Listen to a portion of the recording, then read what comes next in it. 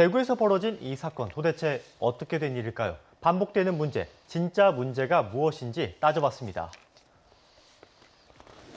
이 영상을 한번 보시죠. 한 여성이 아이를 거세게 들어 올리고 네. 던져버리기도 합니다. 이 방금 보신 영상 어떠셨나요? 오늘 따져볼 문제는 바로 반복되는 아동학대입니다. 저희가 찾아간 곳은 대구광역시. 지난 7월 부모는 아이 돌보미를 부르기 시작했다고 합니다. 아무래도 첫째도 있고 아이가 셋이다 보니까 쌍둥이를 또 동시에 육아하기도 힘든 부분도 있고요. 아무래도 손이 좀 많이 모자란 상태라서 좀 도움을 받게 되었어요. 6살 첫째와 이제 8개월이 된 쌍둥이. 세 아들을 키우고 있는 은정 씨. 집안일과 아이들 케어를 함께 하다 보니 손이 부족해 지난 7월부터 돌보미의 도움을 받기 시작했답니다. 아무래도 주로 여기 거실에서 주로 같이 생활을 했고, 근데 재울 때만 애기들 그냥 방에만 눕히는 상황이었기 때문에 같은 공간에서 이제 생활하고 육아를 어떻게 하는지 봐왔기 때문에 평소에는 크게 괜찮았는데.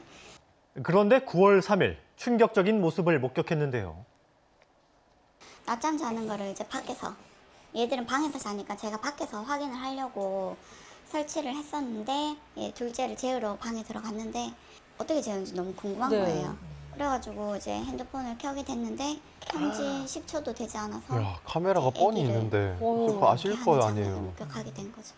이 당시 쌍둥이 중 첫째는 바로 거실에서 어머니가 재우고 있었고, 같은 이 공간에 둘째는 있었으면 바로 어때요? 옆에 있는 이 방에서 아니, 바로 돌보미가 옆에서 재우고 저런다고요? 있었습니다. 돌보미가 아이를 재우기 시작합니다. 지금까지는 특별할 거 없어 보이는 모습이죠. 그런데 갑자기 어머, 아이의 양손을 아니? 잡고 진짜 너무 충격. 번쩍 들어 올립니다. 아이가 울기 시작하자 노래를 불러주며 달래는데요. 잠시 후 아이를 그대로 던집니다.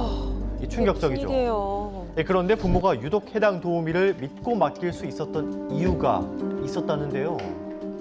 쌍둥이 동시에 이제 쌍둥이 육아하기가 많이 힘들다 보니까 이제 정부 도우미를 좀 이용하게 되었던 거죠. 또 정부에서 또 교육을 진행해서 또 이렇게 고용을 하시는 부분이니까 약간 믿고 맡기는 그런 부분도 있었고요. 해당 여성의 정체가 정부에서 지원하는 돌봄이었기 와. 때문이죠.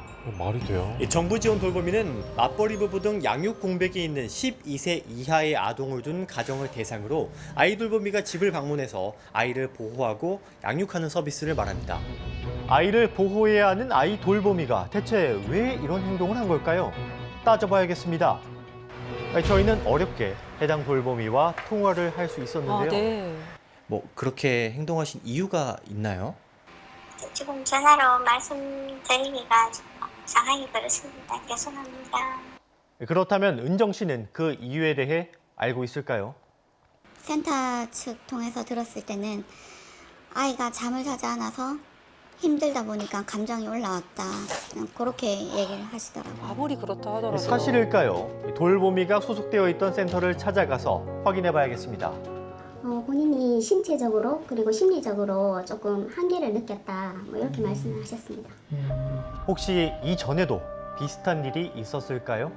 사실은 뭐 이전에 선생님이 뭐 달리 뭐 그런 부분에 대해서 말씀하신 부분이 사실은 없으셨고 뭐 활동도 뭐 잘 해주고 계셔서 뭐 민원이라든지 뭐 이런 부분이 제기된 적이 없으신 분이시고 이제 겨우 8개월이 된 아이가 보챘다는 이유로 아이의 팔을 들어 올리고 매트리스 위로 던진 돌보미. 여러분은 이해할 수 있으시겠습니까? 사실 돌보미 아동학대 사건은 처음 있는 일이 아닙니다. 지금까지 꾸준히 발생해왔던 상황이죠. 지난 2019년 아이가 밥을 먹지 않자 폭행을 가합니다. 아이의 입에 억지로 밥을 밀어넣고 아이를 넘어뜨리기도 하죠.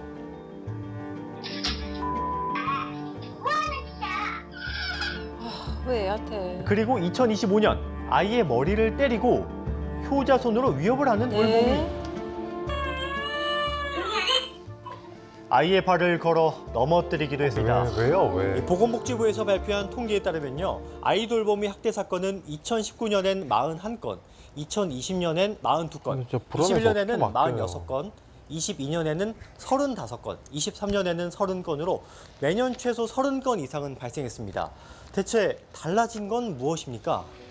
혹시 돌보미 선발 과정에 문제가 있는 건 아닐까요? 대체 어떻게 선발하고 있는 걸까요? 이 돌보미의 경우 연령에 상관없이 신체가 건강하다면 신청할 수 있습니다. 실습을 포함한 양성교육을 받으면 수료증이 발급이 되는데 양성교육의 경우 이론과 실기, 실습 120시간의 교육을 들어야 하죠. 저희가 궁금한 거는 이 수료증이라는 것만 있으면은 이 자격을 갖출 수 있는 거예요? 활동은 하실 수 있는 자격은 됩니다. 저희 방송에서도 몇 차례 돌보미 학대와 관련한 문제를 다뤘습니다. 예. 이게 반복되네요. 학생은 10시 하는데 내년에는 이제 반격하고 있을 거고요. 그것까지 완료하시면은 바로 그 다음 달부터 진행하실 수 있는 거거든요. 비정규직 시간으로 교육 시간을 늘리면서 아동 학대 예방이라던가 뭐 아동의 안전이라든지 건강 관리나 이런 내용들 어떤 걸 더 보완해야 보강을 될까요? 했고요. 양성교육 과정이 120시간으로 늘어났고 선발 과정에서 인적성 검사, 면접 시 아동학대 예방 또는 심리 관련 전문가를 포함하도록 개선됐습니다.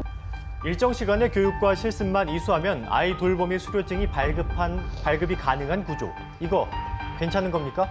국가 자격이 아니라 수료증이 그냥 나오는 상황이다 보니까 뭐 좀 전문성이나 뭐 책임성이 담보되지 않는다는 좀 지적들이 좀 많더라고요.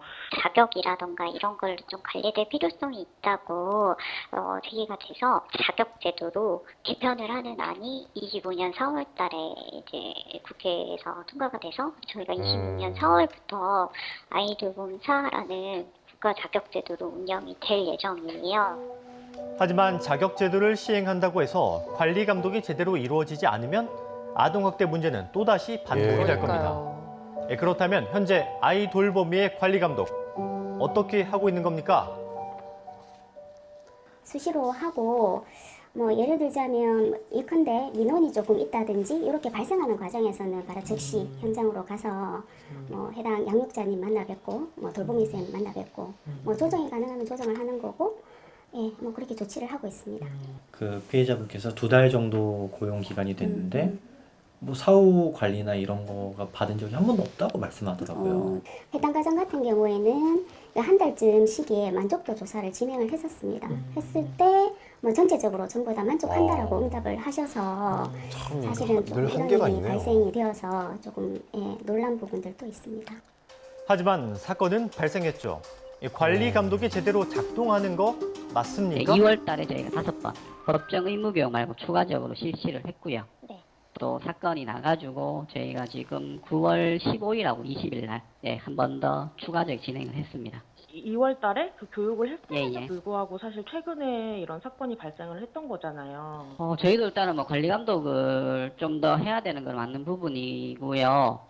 일단 근데 이 부분에 대해 가지고 저희도 어찌 보면 약간 이게 개인적인 일탈인 부분도 저희가 뭐 24시간 어떻게 뭐 따라다닐 아예 수도 배제는 못할 없으니까요. 것 같긴 합니다. 그래서 저희도 앞으로 조금 더 그 특별교육이라든가 그다음 인적성 검사라든가 그런 거를 조금 더 강화를 지금까지 해왔고 조금 더 강화를 해야 될 것 같습니다. 사업의 주체인 여성가족부도 뭔가 대책을 세워야 하는 거 아닙니까? 관련돼서 저희가 자격 통지, 뭐 취소라던가 사후 관리라던가 이런 부분들에 대해서는 제도를 조금씩 계속 보완을 해왔다고 생각을 하는데, 뭐 말씀하신 것처럼 예방 측면에서도 좀 더 사항이 있는지 좀 더 살펴보도록 하겠습니다. 결국 아동학대를 막기 위해서는 여전히 풀어야 할 과제가 남아 있습니다. 학대를 예방하기 위한 실질적인 방안은 없는 걸까요? 아이 돌보미 사업에서 가장 시급한 문제는 저는 돌봄 환경이 너무 폐쇄적이라는 데 있다고 생각을 하고요. 폐쇄적인 환경이기는 하지만 그 폐쇄성을 좀 이렇게 낮추고 뭐 앱을 만든다든가 이래서 돌보미 선생님이 아이들을 돌보는 과정들을 좀 기록할 수 있게 한다든지 또 어려움이 있었을 때 그 어려움을 거기다 기록한다든지 할 수 있게 하면 좋겠고, 그 돌봄 전문가로서의 성장이 가능하도록 그 제도를 좀 바꿔주고 내가 전문가로 성장하고 있구나 이런 거를 느끼게 해주는 거, 이런 제도들을 마련하는 것이 저는 더 중요하다고 생각해요. 사건은 발생을 했고 이제 남은 건 그에 마땅한 벌을 받는 거겠죠. 현재 어떤 처분이 내려졌습니까? 지금 현재 이제 센터에서는 최대로 이제 조치를 취할 수 있는 부분이 활동 정지 6개월입니다. 최대 처분을 내렸고 행정 처분에 대한 이게 청문 실시 후에 자격 정지와 관련된 행정 처분이 될 예정인 걸로 알고 있습니다. 돌보미의 행동은 가족에게 잊을 수 없는 상처를 남겼습니다. 문제는 돌보미의 학대 사건이 매년 발생하고 있다는 건데요. 대체 처벌은 어떻게 이루어지고 있는 걸까요? 그러니까 아동 복지라든지 아이에 관한 업무에 종사하고 있는 사람의 경우에는 또 가중되기 때문에 7년 6개월 이하의 징역 또는 7,500만 원 이하 벌금에 처해질 수 있고 계속해서 이러한 범죄는 저도 참 변호사지만 왜 일어날까? 최근에 이제 사례들을 봤을 때 처벌이 너무 약하다. 지적이 엄청 많이 나오고 있었어요. 제가 보기에도 처벌은 아직까지는 솜방망이 수준이다라고 생각은 듭니다. 아이들이 무슨 잘못이 있겠습니까? 정책도 처벌도 달라져야 하지만 결국 아이들을 지켜내는 힘은 한 사람 한 사람의 직업의식에서 나옵니다. 아이들은 꽃으로도 때리지 말라는 말이 있죠. 그만큼 소중히 다뤄야 할 존재입니다. 네, 저도 아이돌봄 이 서비스에 도움을 받고 있는데 사실 정말 좋은 선생님도 많거든요. 그런데 이런 사건이 발생할 때마다 부모님들은 불안할 수밖에 없습니다. 이 피해 가정 만나보셨는데 어떻던가요? 어떤 입장인가요? 현장에 가서 이야기를 들어봤을 때 실제로 많이 힘들어하고 있었고 당분간은 이제 어려워도 힘들어도 본인이 직접 양육한다고 하더라고요. 그러니까요. 이런 신뢰가 쌓여야 될 텐데 말입니다. 이 돌보미의 경우에 현재 6개월 정지 처분이 내려진 상태죠. 네, 맞습니다. 센터는 해당 돌보미에게 6개월 활동 정지 처분을 내렸고 앞으로 수사 결과에 따라 자격 취소 여부를 결정하겠다고 밝혔습니다. 그런데 이런 조치가 너무 가볍다는 비판이 나오면서 지난 1월에 국회에 아이돌봄 지원법 개정안이 새로 발의가 됐습니다. 이게 바로 폭행이나 상해가 발생하면 곧바로 자격 취소를 하고 10년 동안 재취득도 못하게 하는 내용인데요. 그리고 또 학대 신고 의무를 어긴 센터에게는 최대 1,000만 원의 과태료를 부과하기도 하고 있습니다. 하지만 이 법안은 아직 국회에 계류 중인 상황이라서 여전히 아이들이 위험에 노출돼 있거든요. 하루빨리 대책이 마련돼야겠습니다.